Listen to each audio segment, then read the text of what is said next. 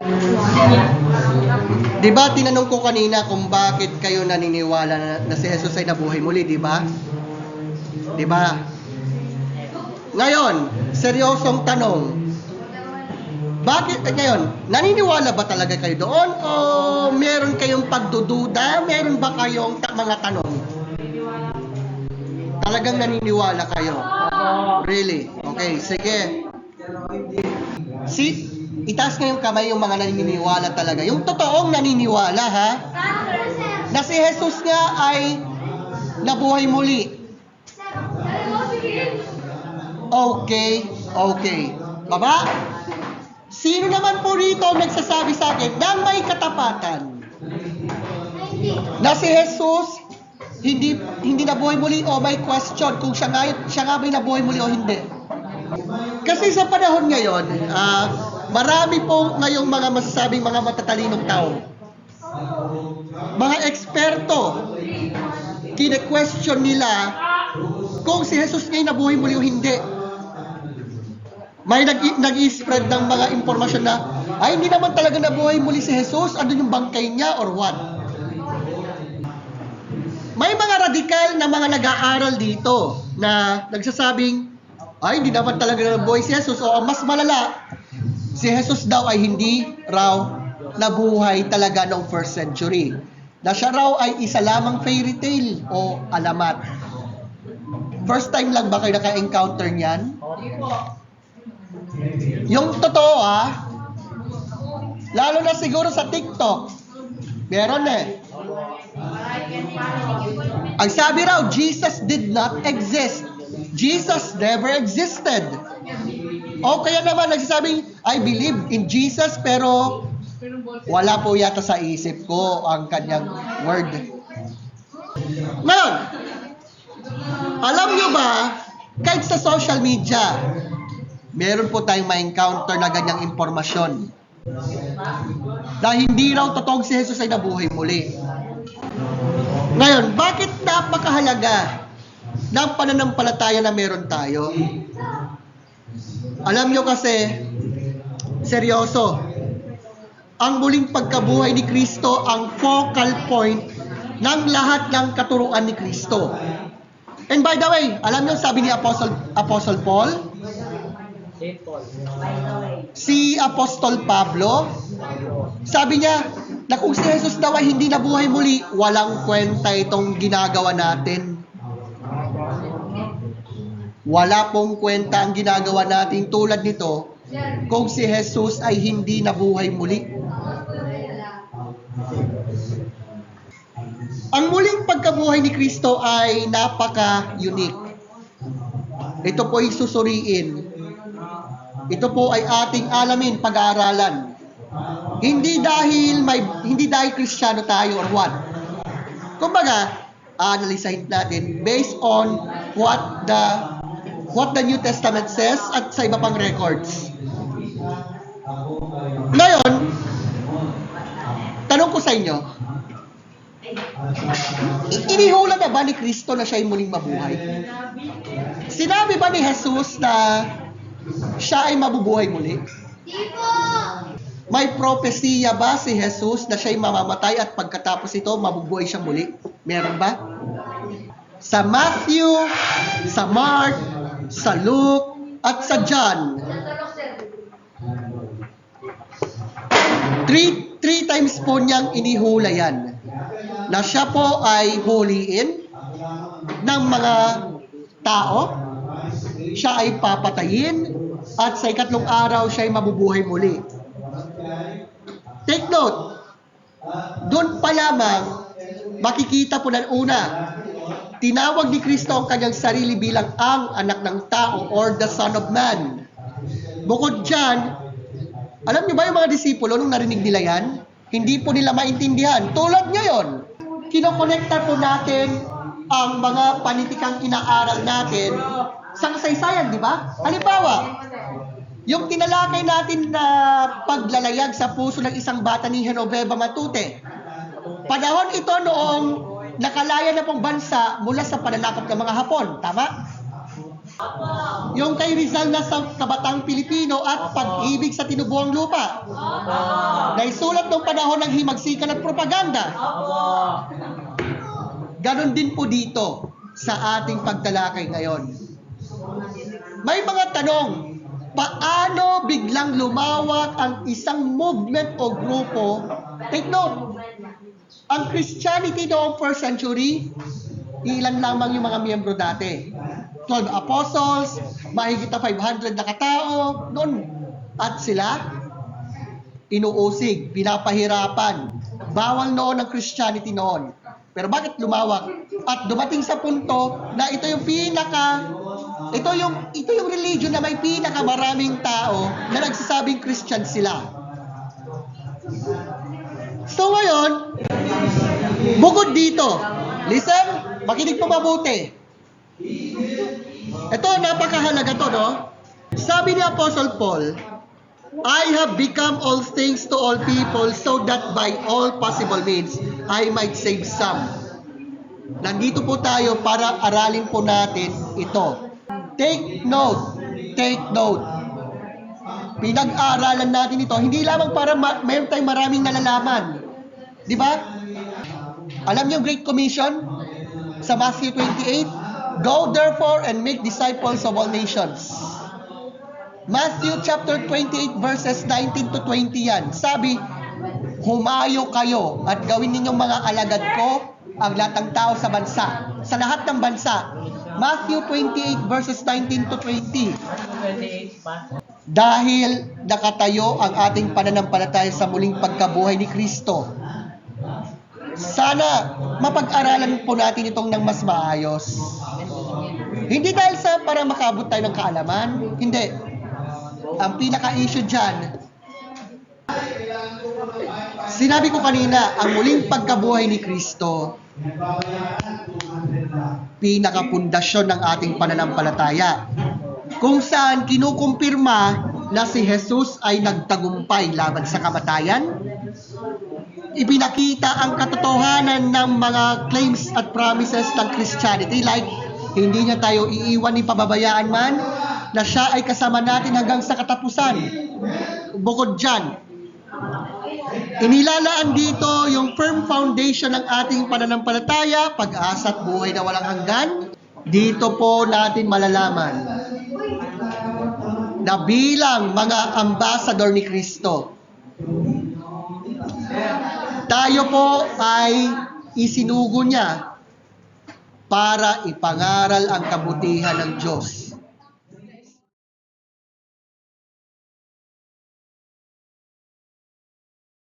Ulit question. Totoo ba yung langit sir? Well, if God exists, if Jesus had risen from the dead, may tinatawag na afterlife. May tinatawag na afterlife. Kung yung langit na tinutukoy ay yung place kung saan nandoon yung mga namatay na nanampalataya kay Kristo, then meron. Meron talaga. At alam mo, sa mga medical records ngayon, di ba meron mga tao na parang namatay na ilang minuto. Pero maya-maya nabuhay uli. KMJS sir. Di ba? May mga ganon. So, if God exists, meron talagang matatawag na afterlife. May langit, may impyerno. Gets? Po ba talaga napupunta yung mga namamatay? Pinagsabi ba talaga sa langit? Or meron po ba talagang purgatory? Okay. Bago ko sagutin yan, i-pinpoint ko yung tungkol sa resurrection ulit, no? Kung si Jesus ay nabuhay muli, then mayroon talagang matatawag na afterlife. If God exists, if Jesus had risen from the dead and there's afterlife, then dalawang choice lang yun. Either you will be with God or not. Ngayon, punta tayo sa mismong tanong mo, no? Na kung ang tao ay mamatay, saan siya mapupunta? Mapupunta ba siya agad sa tinatawag na langit or what, di ba? Ngayon, take note, sa Bible, may tinatawag na Abraham's bosom, yung sa Luke chapter 16. Kung saan, doon, yung mga namayapa na kay Kristo, andoon. Kumbaga, sabi nga ni Apostle Paul, sa 2 Corinthians yata yun, sa chapter 5, sinasabi na, absent in the body is to be present with the Lord. So, parang yun yung tinatawag na langit, no? Pero, hindi ito yung talagang langit na tinatawag. Pero andoon yung kaluluwa nito sa presensya ni Kristo. And one day, sa end time, muling mabubuhay yung mga katawan na meron tayo. Ano pa yung second coming? Mismo. Kung saan wala ng pagluha, wala ng kamatayan, wala na. So, kumbaga, yung mga namatay, yan na yung parang langit na talaga. Langit sa ngayon. Yung mismong presence ni Jesus Christ mismo. O metaphorically speaking, yan yung Abraham's bosom. Ngayon, saan naman mapupunta yung mga hindi nakakilala kay Christ? Yan yung tinatawag na, yung parang Hades na tinatawag. Nakahiwalay na yon. And at the end of the day, tungkol naman sa mga di nakatanggap, o yung mga nagpasyang ayaw nila sa Diyos, doon sila sa lugar na, yun, wala talaga, nakahiwalay na talaga. At one day, yung mga yan, mapupunta sila sa tinatawag na dagat-dagatang apoy o lake of fire na siyang ikalawang kamatayan. Yun yung impyerno na tinatawag. So sa ngayon, ang mga namatay na kay Kristo, nasa presence ng Lord. Yan yung parang matatawag nating langit sa ngayon. Kasi ang tunay na langit, restored heaven and earth, new heaven and new earth, okay? New heaven and new earth, yun. Okay? Okay na ba yun?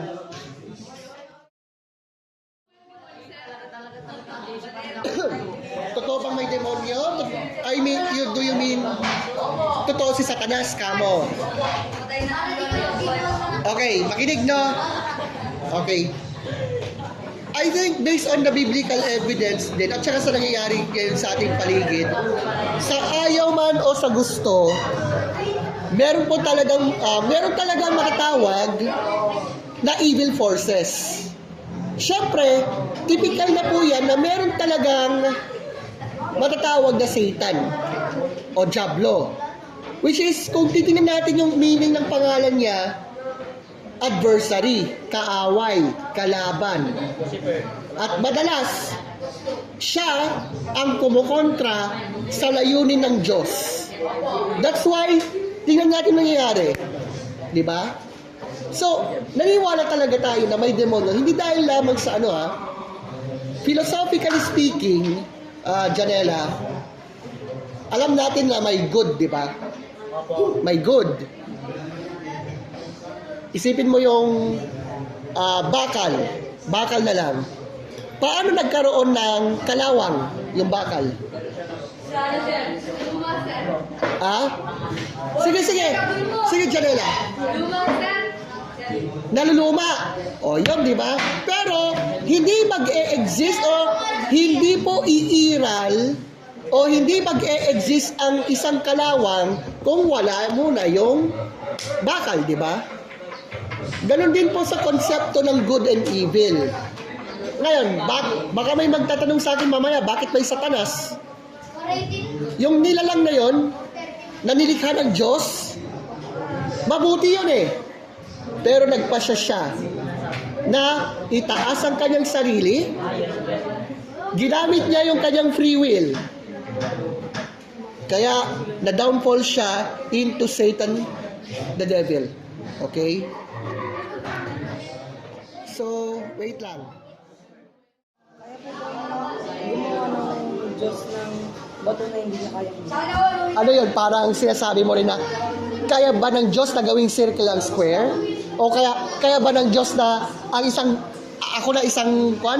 may asawa na, magiging binata uli? Real talk lang, no? Although, pwede naman yung tanong, pero napaka-nonsense. Bakit? Tingnan mo, alam natin na ang Diyos ay mabuti, ang Diyos ay makapangyarihan sa lahat, no? Pero, alam nyo ba kung ano yung bagay na hindi kayang gawin ng Diyos? Alam nyo kung ano? Maging illogical. Bakit? Pag ang Diyos ay mabuti, siya ang source ng kabutihan. Siya may likha ng lahat. Kung ano yung design, yun na yun. So, kumbaga for me, yung ganong tanong, actually, illogical siya. Illogical, irrational. Nagigets mo yung punto ko? Kumbaga, parang sinasabi ba natin na kaya ba ng Diyos na gumawa ng Kaya bang gawin ng Diyos yung circle na maging square? Hindi po. Ayaw po. Ay, imposible. Imposible yun, logically speaking. Okay? Gets naman.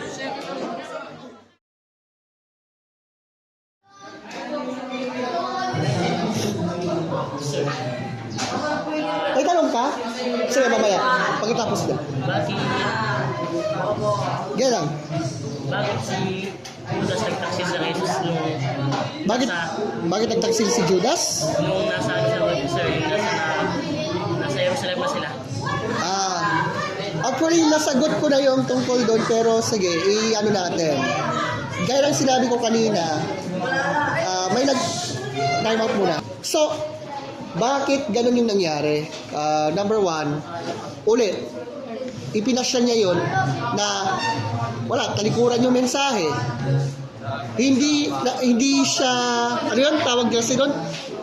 Ito kasi si Judas, akala niya, yung Kristo na ito, yung Jesus na taga Nazareth, akala niya, political na mandirigma. Ina-expect na merong armas, may sandata, palalayain niya ang Israel mula sa Roman Empire, pero hindi eh. Walang nangyaring ganon. Kasi iba yung mission ni Jesus kasi, di ba? Pangalawa, syempre, obviously, inudyukan siya ni Satan. Kaya, yan yung mga factors na nakikita natin. Kaya ginawa niya yun kay Christ, na ipinagkanulo niya si Christ at ang kabayaran, 30 pieces of silver. Okay na yun? Bakit gusto ni Satanas na kainin ni Eva at Adan yung isang utos sa ulo para sila yung makasalanan kahit hindi sinabi ng Diyos na okay. Parang yung sinasabi mo na kaya lang, di malinaw sa akin yung tanong mo. Ulitin mo lang.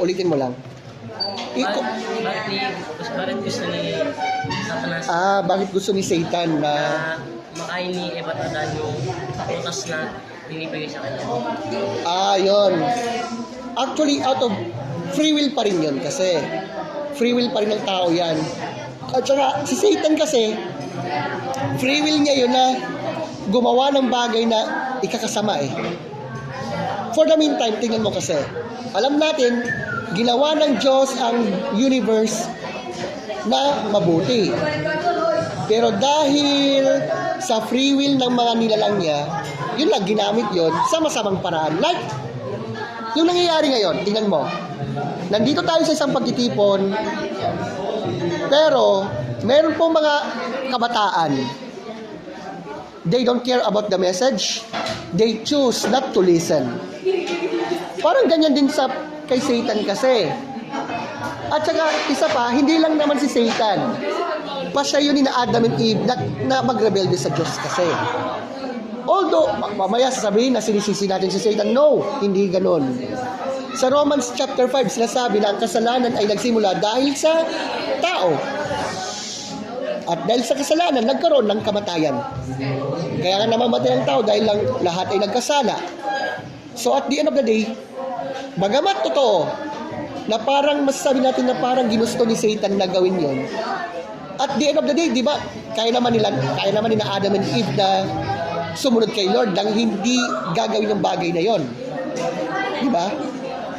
Kaso, pasya nila yan.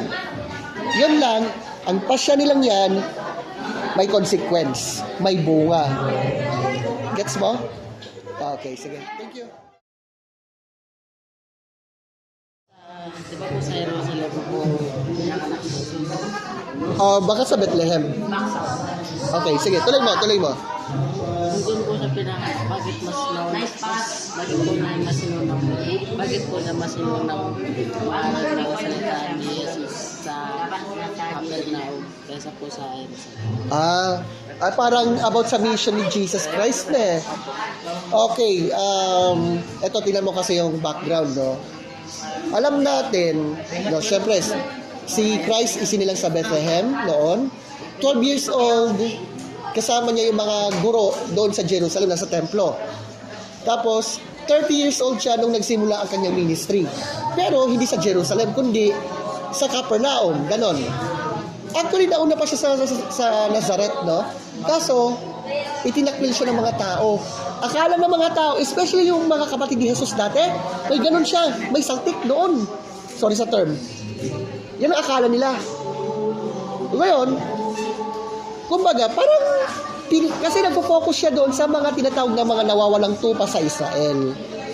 So, okay lang. So, kumbaga, ganito yun. Bakit nauna siya doon? Diba? Kumbaga, yung redemptive, alam mo yung tinatawag na redemptive plan na tinatawag? Siyempre, nung si Christ ay dumating, siyempre, inuna muna yung mga tinatawag na mga nawawalang tupa sa Israel na tinatawag. But at the end, especially after the resurrection, lumawak yung gawain. And by the way, alam mo ba, like in Matthew chapter 15, itong si Christ, pinagaling niya ang isang hindi taga-Israel. Yung anak ng isang babae na taga Tyre and Sidon, ganon, no? Bago po na nakikita natin may creator. Ulit. Sorry, hindi ko marinig. Yung mga bago po na nakikita natin ngayon, may creator po, di ba? Creator. May creator. Tanong ko po, meron po bang creators Diyos? Parang who created God, no? Who created God? Okay lang, magandang tanong yan. And I appreciate it. Thank you so much, no? So yung tanong mo, parang sino bang lumikha sa Diyos? Ganon ba yon? Tingnan mo. God by definition, siya yung pinaka talaga. The great I am, the self-existent one. Hindi siya nilikha, siya ay siya na talaga. Kaya nga, di ba sabi ng Lord kay Moses, I am who I am. Kumbaga, He is the spaceless, timeless, immaterial, powerful, moral, personal, and intelligent creator. Wala nang makakatulad sa Kanya, maliban lang sa Kanya. Kaya kung tatanungin mo na who created God, sinasabi ba natin na may lumikha sa Kanya? Kasi kung ganon, hindi pala siya Diyos. Hindi siya Diyos pag ganon. Sa Christian worldview kasi, ang Diyos, siya talaga ang may likha ng lahat ng bagay. So kung mayroon mang magtatanong ng ganyan, parang itong tanong ko, ito yung magiging sagot ko, no? Kung ganon, na mayroon daw lumikha sa Diyos, then hindi pala siya Diyos. Para mangyayari, walang katapusan yon, which is nonsense. Bakit? Imagine mo, sino lumikha sa Diyos? Di ba, may Diyos na lumikha ng lahat. Sino yung lumikha sa Diyos? Sino lumikha sa isa pa? Ganyan. Wala na. Di ba? Kumbaga parang walang kwenta yung tanong. Logically speaking, walang kwenta yung tanong na yan. So sa Christian worldview kasi, naniwala ka naman may Diyos, di ba? Siya ang may likha ng lahat ng bagay. Siya ang nagsusustain ng lahat ng bagay. Ang Diyos, higit sa lahat yan. Siya lang talaga, wala nang iba. Gets mo na ba? Okay, sige. Maraming salamat. Judas po, sir. Kaysa trader po si kay Lord, dahil po sa silver coins, bakit po siya mag-trade po kay Jesus? Pakiulit yung tanong. Bakit po nag-trade kay Jesus, si Judas kay Jesus, except sa silver coins? Okay. 2 points ang tingin kong sagot dyan, no? 2 points. Una, free will niya. Yung kalayaan niyang magpasya. Bakit? Di ba alam nating lahat na si Judas Iscariot,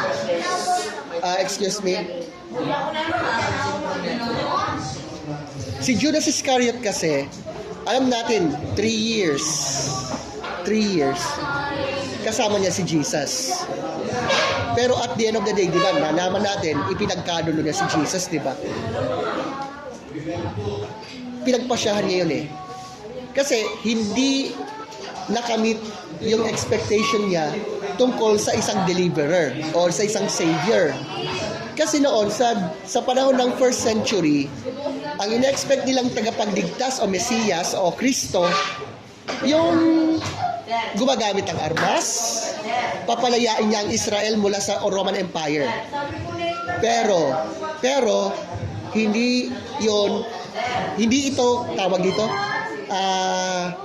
hindi nakamit yung expectation ni Judas. So parang masasabi ko doon, baka hindi siya yun.